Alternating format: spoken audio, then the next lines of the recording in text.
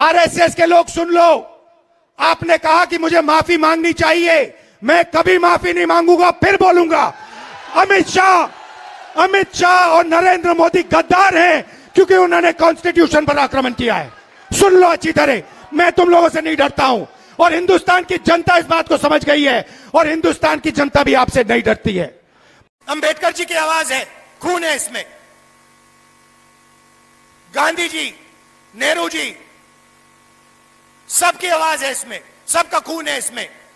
आवाज की और खून की रक्षा कीजिए। हाथ जोड़ने से अब कुछ नहीं होने वाला है, खड़ा होना पड़ेगा, लड़ना पड़ेगा।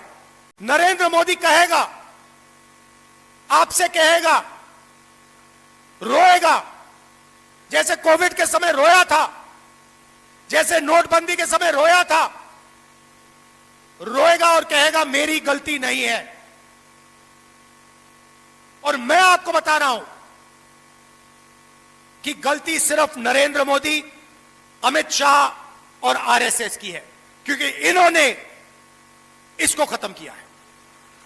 देख लेना, एक महीने के अंदर टीवी पर आएगा नरेंद्र मोदी, रोएगा, हाथ जोड़ेगा, जैसे नोटबंदी में कहा था मुझे लटका देना फांसी। जब आपके सामने, मुंह के सामने इस संविधान को फाड़कर आरएसएस के लोग फेंकते हैं तो फिर आप चुप हो जाते हो।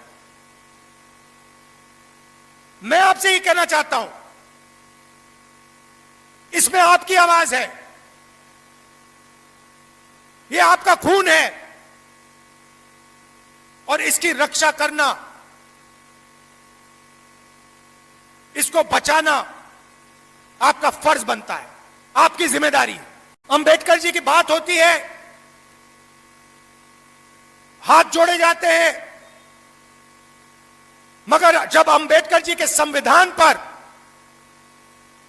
आरएसएस खुलकर आक्रमण करता है, फाड़ के फेंक देता है,